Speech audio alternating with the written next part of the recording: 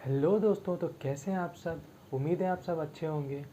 तो पिछले वीडियो में मैंने आपको बताया था कि वो कौन से 5 स्ट्रोक्स हैं जो बिगिनर लेवल पे आपको बहुत हेल्प करेंगे।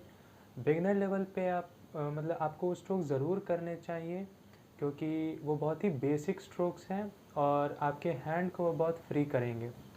तो इस वीडियो में हम बात करेंगे उन 5 स्ट्रोक्स के बारे में। अगर आपने उस वीडियो को नहीं देखा है तो पहले आप एक बार जाकर देख लें, ताकि आपको हेल्प हो जाएगी कि वो कौन कौन से स्ट्रोक्स थे। तो एक बार आप जाकर वो वीडियो देख लें, मैं ऊपर आई बटन पे उसे दे दूंगा, उस वीडियो को आप उसे जाकर देख लें। तो इस वीडियो में हम बात करेंगे उन 5 ऐसे स्ट्रोक्स के बारे में जो आपको बिगिनर लेवल पे बहुत हेल्प करेंगे। और उन मैंने ये तो बता ही दिया वो कौन से स्ट्रोक्स हैं, लेकिन इस वीडियो में मैं आपको बताऊंगा कि उन्हें कैसे आपको यूज़ करना है और उन स्ट्रोक्स को लगाने के क्या रूल्स हैं, मतलब आपको उसको प्रैक्टिस कैसे करना है। तो आप एक बार देख लें वो वीडियो, 1 मिनट की वीडियो, छोटी सी वीडियो है।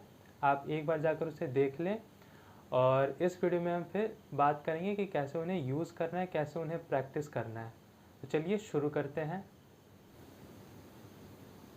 तो पहली स्ट्रोक जो मैंने बताई थी वो ये थी, ये है फॉरवर्ड स्ट्रोक। आपको ऐसे लगाना है, ये देखिए। आई एम सॉरी, यहाँ बीच में कुछ गैप रह गया।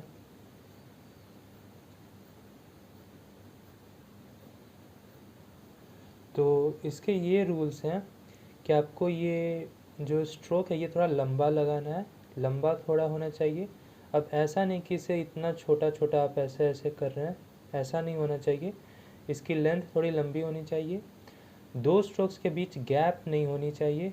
यहाँ मुझसे गलती से गैप रह गया था, यहाँ भी एक गैप रह गया हल्का सा, लेकिन ये होना नहीं चाहिए। आपको ऐसे रेगुलर आपको लगाना है, ये देखिए, ऐसा होना चाहिए। बीच में बिल्कुल भी गैप नहीं होनी चाहिए। तो आपको ये ऐसे रेगुलर स्ट्रोक्स लगाने हैं। यहाँ आपको लंबा करना है, रेगुलर स्ट्रोक्स लगाने हैं।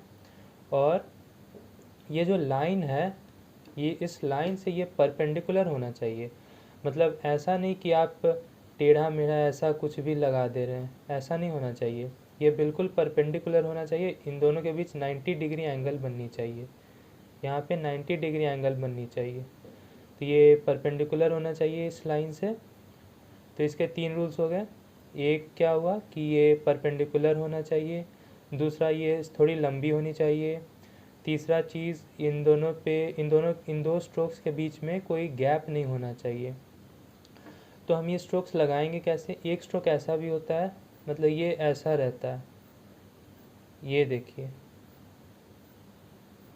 एक स्ट्रोक ऐसा भी होता है, लेकिन हमें ये स्ट्रोक नहीं लगाना है, हमें ये स्ट्रोक लगाना है। ओके, तो आप इन दोनों के बीच डिफरेंस देख सकते हैं।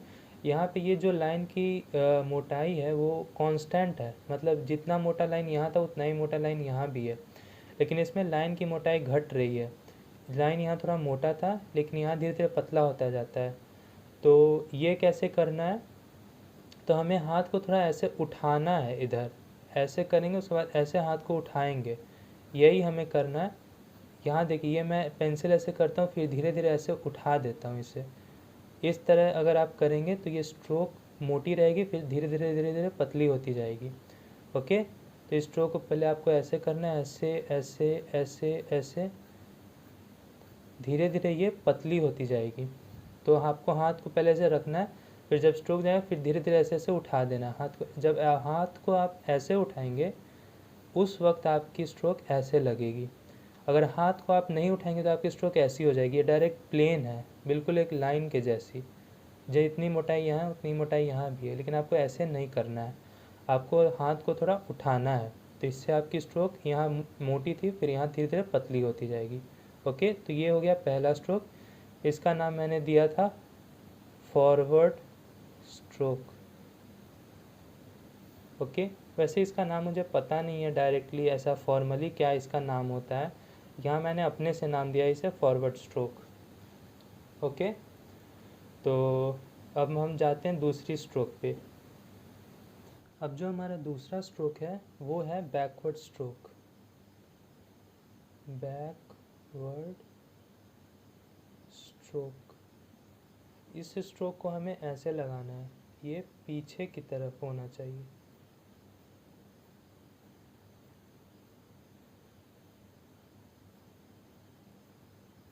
ओके, ये स्ट्रोक था आगे की तरफ, ये स्ट्रोक होगा पीछे की तरफ। इसका नाम था फॉरवर्ड, इसका नाम था बैकवर्ड स्ट्रोक।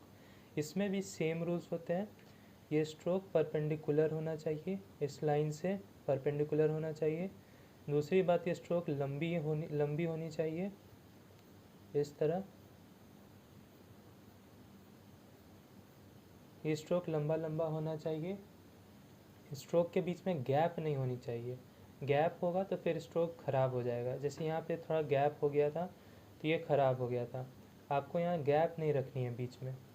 तो परपेंडिकुलर होना चाहिए, लंबा होना चाहिए, बीच में गैप नहीं होनी चाहिए, और ये स्ट्रोक भी सीधा होना चाहिए। ऐसा नहीं कि ऐसा कर दिया या ऐसा कर दिया, ऐसा कर दिया, ऐसा नहीं होना चाहिए। ये सीधा होना चाहिए और लंबा होना चाहिए, बीच में गैप नहीं, और ये परपेंडिकुलर होना चाहिए। सारे रूल्स सेम है इसमें, बस इसकी फॉरवर्ड स्ट्रोक की तरह सारे रूल्स इसमें भी सेम है। बस ये है कि ये पीछे की तरफ होता है, ये आगे की तरफ होता है। ओके, बस यही दोनों में डिफरेंस है, मेन डिफरेंस यही है दोनों में। तो यही था। और इसमें भी ये करना, आपको हाथ उठाना है इस तरह से, तभी ये स्ट्रोक अच्छे से लगे, वरना आप ऐसे करोगे, ऐसे ऐसे ऐसे ऐसे, तो ये फिर स्ट्रोक नहीं लगेगा। ये भी स्ट्रोक होता है लेकिन अभी आपको वो नहीं लगाना है, ये बस लाइन ऐसे खींच जाता है, लेकिन आपको लाइन नहीं खींचनी है यहाँ पे, आपको यहाँ पे स्ट्रोक लगाना है, बैकवर्ड स्ट्रोक। तो ये हाथ आपका यहाँ भी उठना चाहिए इस तरह से, ऐसे आपका इतना नहीं उठाना है, बस हल्का सा उठाना है, लेकिन आपका हाथ उठना चाहिए, तभी आपसे इस तरह के स्ट्रोक्स लगेंगे। ओके, तो ये हो गया बैकवर्ड स्ट्रोक। अब हम चलते हैं आगे, ये हो गया अपवर्ड स्ट्रोक। अब हम आते हैं अपवर्ड स्ट्रोक की तरफ। अपवर्ड स्ट्रोक इस तरह से होता है, ये देख रहे हैं आप, ऐसे लगता है अपवर्ड स्ट्रोक, ये ऊपर की तरफ लगता है।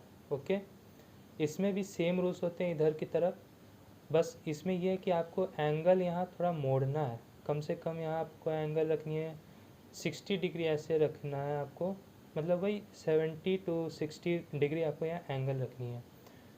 मैं 60 से थोड़ा ऊपर रखिएगा आप, मतलब इधर इसकी ये एंगल आपको 60 से कम होनी चाहिए, यहाँ पे आपको कम से कम 30 to 35 होना चाहिए, या 25 to 35 डिग्री होना चाहिए। 25 to 35 डिग्री इन दोनों के बीच में होनी चाहिए। आपको ऐसे स्ट्रोक्स लगाने हैं, बाकी चीज़ यहाँ सेम ही है। ये सीधा होना चाहिए, बीच में गैप नहीं होना चाहिए, और इन दोनों के एंगल बीच होनी चाहिए 25 to 35 डिग्री। बाकी सब कुछ सेम है, बस ये एंगल का डिफरेंस हो जाता है यहाँ पे। तो ये हो गया अपवर्ड स्ट्रोक। ओके, इसे इस तरह से लगाना है।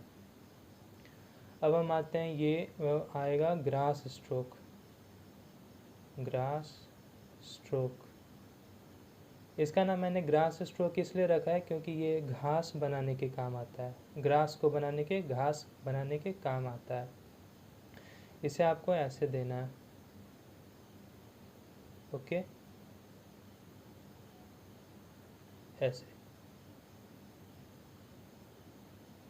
जब आप लैंडस्केप बनाते हैं तब आपको बहुत जगह घास बनाने की ज़रूरत पड़ती है। जैसे जब जहाँ कोई अगर पेड़ है तो पेड़ के अगल बगल आपको घास बनाना है, या फिर कहीं घर है, गांव का सीनरी है तो गांव में आपको घास बनाना होता है, या कहीं पहाड़ है तो पहाड़ के फुटहिल पे आपको घास बनाने की ज़रूरत पड़ती है। तो ये ग्रास स्ट्रोक है, ये ऐसे काम आता है।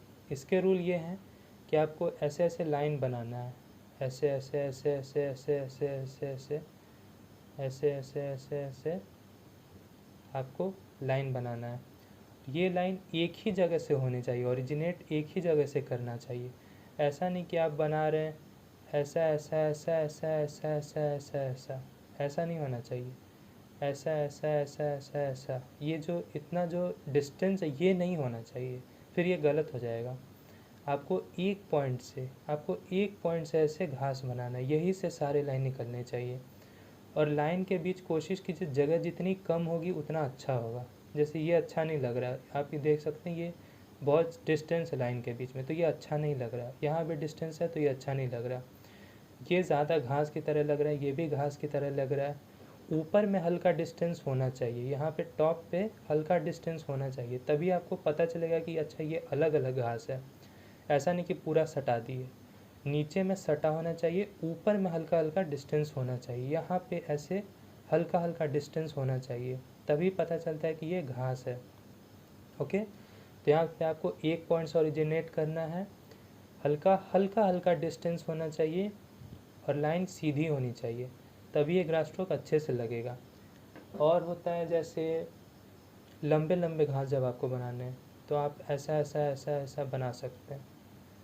ओके, ये लंबा लंबा घास हो गया। ये छोटा घास होता है, जहाँ पे आपको छोटा घास बनाना है वहाँ पे आप ऐसे लगाइए, जहाँ आपको लंबा घास बनाना है वहाँ आप इस तरह से बनाइए। जैसे मैं एक और बना के दिखा देता हूँ, इस तरह से ऐसे घास निकलता है, लंबा लंबा घास। तो और एक पॉइंट से इसलिए आना चाहिए क्योंकि आप देखेंगे जब घास के गुच्छे होते हैं वो एक पॉइंट से निकलते हैं, ऐसा नहीं कि ऐसा अलग अलग जगह से नहीं निकलते। जब गुच्छा होता है घास का तो वो एक ही पॉइंट से निकलता है, इसलिए हमें यहाँ सिंगल पॉइंट से निकालना है घास को। ये छोटा घास ऐसे प्रैक्टिस करनी है, लंबे घास को भी इस तरह से प्रैक्टिस करनी है, तब ये घास की तरह लगेगा। अगला स्ट्रोक जो है वो होगा लीफ स्ट्रोक। लीफ स्ट्रोक, ये लीफ स्ट्रोक ये ऐसा है ऊपर की तरफ, लीफ स्ट्रोक ऐसे होता है नीचे की तरफ।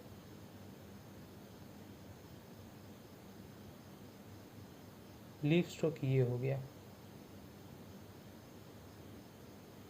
नीचे की तरफ होता है ये, क्योंकि पत्ते आप देखेंगे वो नीचे की तरफ लटकते हैं, ना कि ऊपर की तरफ जाते हैं।